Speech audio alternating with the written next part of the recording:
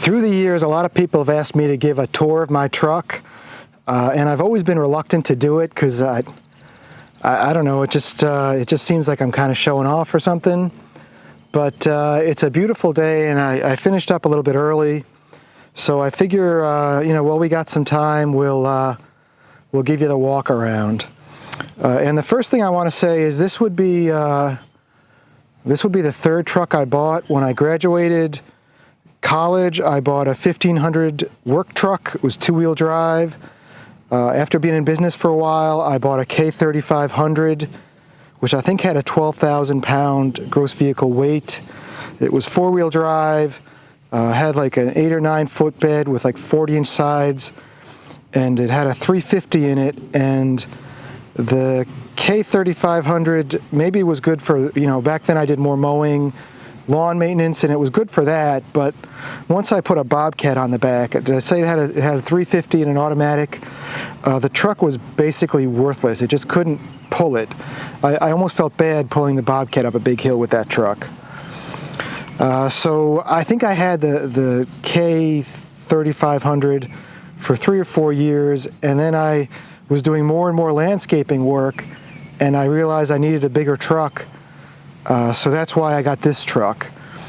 And the first thing I want to say is when you're getting a truck, you need to, buy a truck for what you're going to do most.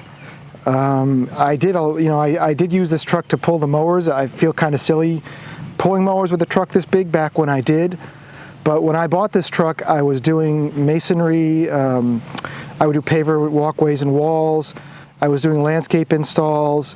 So there was a lot of weight there, but I didn't have a CDL. I didn't want to get a CDL at that stage in the business. I thought I might grow big enough where I'd hire somebody else to drive the truck. And there was a time when you wouldn't need a CDL. I think you still don't need a CDL under 26,000 pounds in Connecticut, but once you put a trailer on, I think you do. My purpose of getting this truck was, I would have the materials delivered as much as I could, but you would still need to buy a little bit of sand for doing your walkways. When doing landscape installs, you can have soil delivered. I think the place I go to, a single axle dump can bring you 8 yards of soil. A triaxle dump can bring you like 18 or 20 yards of soil, depending on how wet it is. So I would have most of the materials delivered, but if I needed a few more yards of soil, that's what I got this truck for. I wanted a truck that could carry the weight of the process and the soil, and this truck has a gross vehicle weight of 23.9. The light weight of this truck is like 11.8, 11.9. I just round up to 12. So 12 and 23.9, 12, 24. So is that 6 tons? Am I doing the math right? 12, 22. So that's basically you're carrying 6 tons in this truck.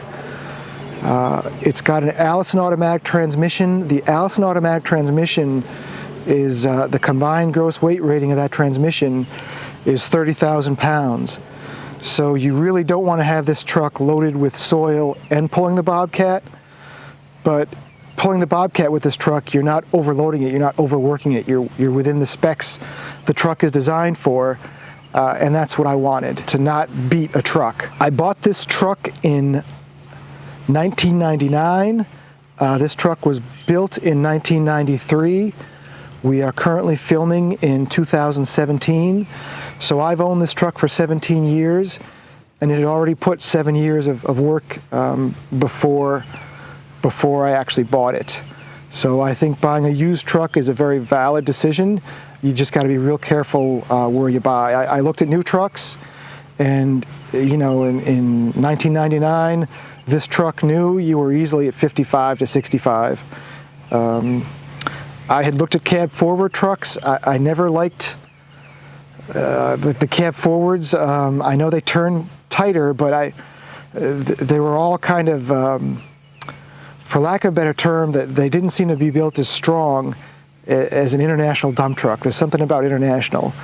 I pretty much was set, I looked at other brands, but I was set on an international because I liked the heavy duty. Things are built very heavy duty with them. And I'm sure the cab forwards are too. I just, for personal preference, I like internationals. So this is the truck we ended up getting. Let me just pop the hood for you guys and show you the motor real quick. And I got it at Royal Truck and Equipment. And it's funny, when I bought this truck, they had, this is a low pro. I want to show you the height, but this is a low pro. These are 19.5-inch tires on the truck. And she's named Esperanza, and that means hope in Spanish.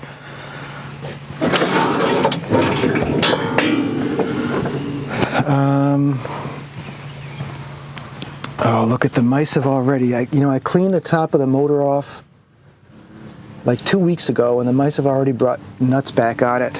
So this is a DT360 motor. So it's a diesel. It does have a turbo, and this is a straight 6. And International, I'm going to say they're famous. You're welcome to tell me different. They're famous for their DT466. I have no idea what those feathers are from. Hope a bird didn't make its nest up there. So they're famous for their DT466, which is supposed to last forever. The truck right now has about 250,000 miles on it, and it's a straight 6. I like straight 6 engines in my pickup truck. I'm a Chevy guy, but I bought a Dodge pickup because I wanted the Cummins straight 6 diesel in it. But this is what you're looking at, and it's got like a little under 5 gallons of oil capacity. I've never had a problem with this motor. You know, the water pump went, the brake fluid reservoir went. There was a couple electronic things, like sometimes if you went down a bumpy road, it would start beeping that there was a brake pressure problem when there really wasn't. So I had to replace something. There was something in here somewhere. Right here, I had to replace something in here. I've replaced this relay a few times for the same issue, but since I replaced whatever's behind this, it's been going good. But here's your oil fill, here's your transmission fill, brake fluid, power steering fluid, your air filter. Check out this air filter. Here's your air filter, which is huge. There's your turbo in there. And then here's your washer fluid. And then here is your coolant. And there's a sight glass. And the way the sight glass works with the coolant is you're supposed to like fill it till you just have a little bit of air there. So when you hit it, you can see a bubble. So either I'm out now or I'm over full. Hopefully I'm over full. But that's what you're looking at, and no complaints whatsoever with the DT366. Or if you got an International, I've heard nothing but good things. I've never heard anybody actually complain about a DT466.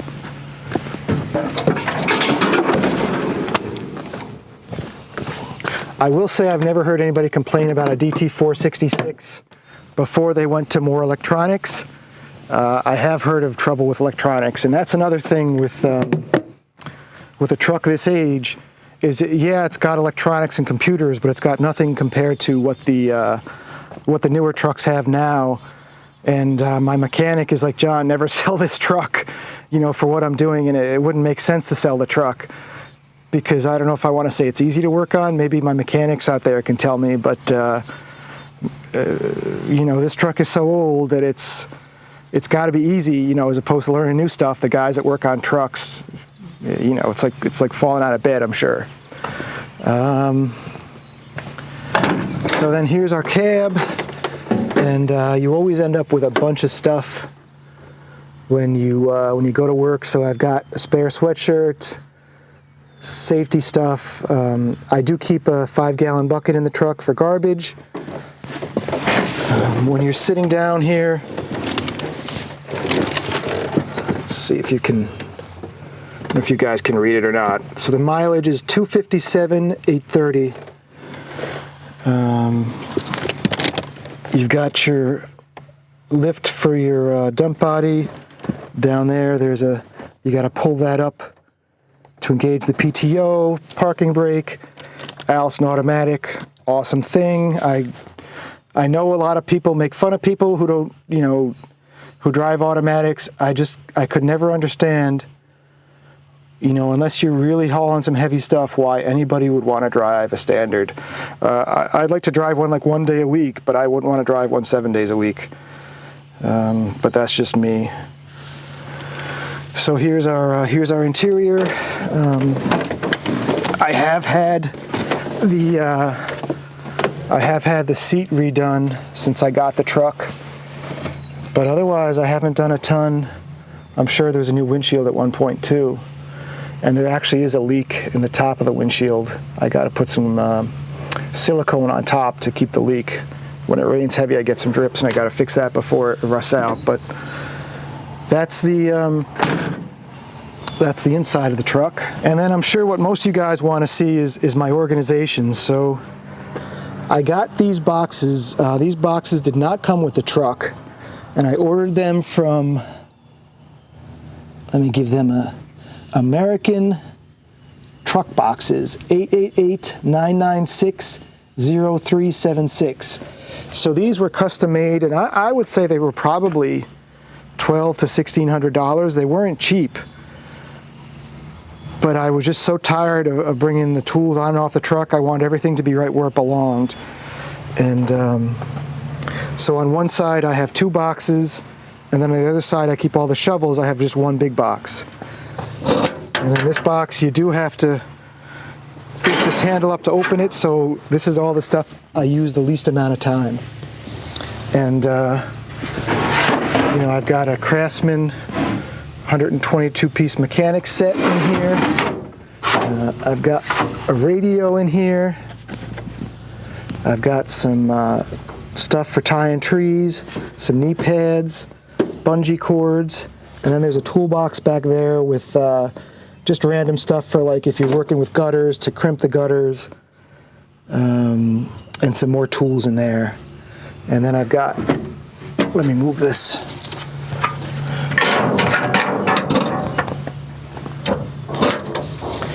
In this box over here, I just reorganized things, and I took some stuff out. I used to have some chains in here as well inside. You get these little buckets at Home Depot, and they're just really handy. I keep my paint guns back here, paint cans back there, and these buckets are handy because you can fit them in the boxes, you can carry things around. I brought some 2-cycle oil. I don't always keep the gas can in here, but sometimes it's just easier to keep the gas can here than to have it bump around the bed all the time and spill. And then this is where I keep my soil knife, pruners. I've got things for cutting the wire, cages. This is for cutting the burlap off plants. You know, I've got some trimmer line, a couple saws. So this is all the pruning stuff. And this is a box that I open all the time, pretty much at every job. You know, pretty much every job I get out, the first thing I do is open this box and grab my pruners, which should probably speak to how well made these boxes are, because after 17 years, they're still opening that nice. And then this thing here, I got these. I don't know where I got these, but these guys, I think, was it AW Direct? Maybe it was AW Direct, but you can open that up. So I used to keep a flat shovel, a small flat shovel, and a small pitchfork here to be handy, but I wasn't using it very much, so I took them off. But this guy here is used, this handle is used to catch the edge of the tarp, so you can pull the tarp back without climbing up. And then this is actually here to open the tailgate. You can push this down and open the tailgate from the bottom, or you can leave this the way it is and open the handles, and you'll open the tailgate from the back. So this is the inside of the truck after 17 years. Body is 12 feet long. This is a rugby body, so the rugby body would have come, it's like a Mason body dump, it would have come to here, and then Royal Truck built this custom piece here to raise the height, and then I asked them to give me something to hold some wood so I could make it higher. And I have to say, Royal Truck did an awesome job. I had no idea what I was doing when I bought the truck. Well, actually, I knew what I wanted, and they actually were very good at taking what I wanted and making it happen. So if you're looking for a truck, I'd give plug number 2, Royal Truck and Equipment in Coopersburg, Pennsylvania. I'd give them a call. I drove down, that's maybe 2.5, 3 hours from here. So I drove down there a few times to look at trucks. And when I bought my truck, they had like 2 or 3 low pros in the lot, and I test drove 2 of them, and this truck actually had more miles than the other one, but there was just something about it that it just felt better. So I bought this truck, which when I drove it, it had a much longer axle. They shortened the axle for me too. But don't, you know, it probably had 175,000 miles on it when I bought it, and we're up to 257 and no complaints whatsoever. We have the chute in the back. I know in other videos I've talked, if you buy a truck like this, just get the coal chute. When I bought the truck, I had told them not to put the coal chute in, and I guess the tailgates came that way. And I use this coal chute so much, you can raise the truck and you can take soil out and dump it right in the wheelbarrow. You can take mulch out and dump it right in the wheelbarrow. If you're working with gravel, you don't even have to touch it. It just falls out into the wheelbarrow. You have to be careful not to raise the truck too high. And then I do just want to show you guys, you're going to find, you know, in this weight trucks, most of them have 22.5-inch tires, and they're not low profile trucks. But I just want to show you that here I am with a truck that can carry 6 ton, right? My tailgate is at 38 inches, right? There we go, 38 inches. I mean, yeah, maybe it's 41 or so if you didn't have it slanting down, but it's very comfortable. It's very easy to put things on this truck, and this was one of the biggest things I debated buying the truck, was because the really high ones with the 22.5-inch tires looked really cool, but I drove a low pro once and the height of the bed just was really it was awesome. And I think that was another thing, that most of the cab forwards were like 18,000 pounds to be low pro. But then once you got up to higher weight trucks, they all had the bigger tires too, and they were way off the ground. I mean, this is me not stretching. You know, I can grab anything back here very easily.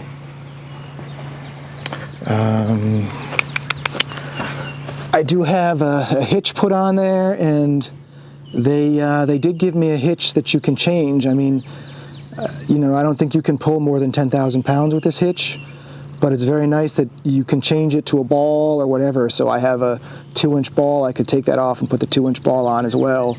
And I can also just take that hitch off if for some reason I have the wheelbarrow's bumping into it. I can take that off when I'm taking mulch off the truck. That's a nice little feature. It doesn't come into play a lot, but the times it does, it's very nice. The other time I take that off is actually if I'm using the Dingo or the Bobcat to load the truck, because that 8 inches there is just enough to bump into the machine. So you take that off, you can get the materials in a little bit farther. And then on this side here, we are looking at, this is my toolbox. So this is where all my long handle tools go. And, you know, they all fit in there great. I mean, it's a little bit of a pain to dig through for the tool you need. I try to put it, when I put them away, I try to put the one I'm going to use the most on the top. When I had a couple other guys working with me, we had more tools in here. It would get a little bit tight, but it's just so nice to have the tools on the truck. I mean, there was a time in life where every day I would take my shovels and rakes on and off the truck because I didn't want to leave them in the rain, and that sucked, to say the least. So here's all our tools. Put away. You know, and the other thing I wanted to say was, you know, when I bought this truck, I think they were making backpacks. You know, there's these little 2-foot toolboxes you can put behind the cab. So this could have been, I could have done a 2-foot toolbox behind the cab and then done a 10-foot body, but I wanted the room because when you're buying plants, you need as much room as possible to put the plants, and especially when you're buying 2.5-inch balled and burlap stock, you need the room on the truck, and this 12-foot body works really well where you can put the 2.5-inch balled and burlap tree on the back and lean it forward, tarp the top first, lean it forward, and you can get it someplace. It really stinks to pull the tree all the way to the front, lean it backwards, and have it sticking out the back and then have to move it, and I used to do that. What I do now is I try to plan the job, and luckily the nursery is usually close enough that I can pick up a few trees at a time. If I have a lot of big trees, I'll make several trips just so I don't have to manhandle the balls.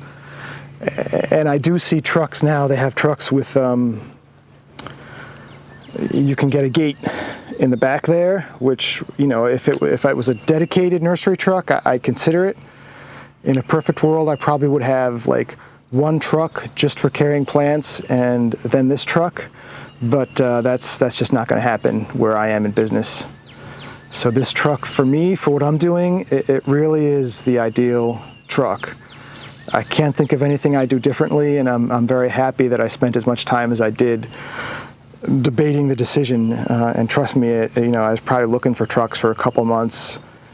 And, you know, I bought this truck when I was 30 years old. At 30 years old, I think the truck was around $30,000. That was a lot of money. And that would have been an expensive mistake, and it was a very big decision for me, but I have no regrets whatsoever. So that's the, not the quick and dirty tour, but that's the tour of the truck, folks. And hopefully you guys enjoyed it. Take care.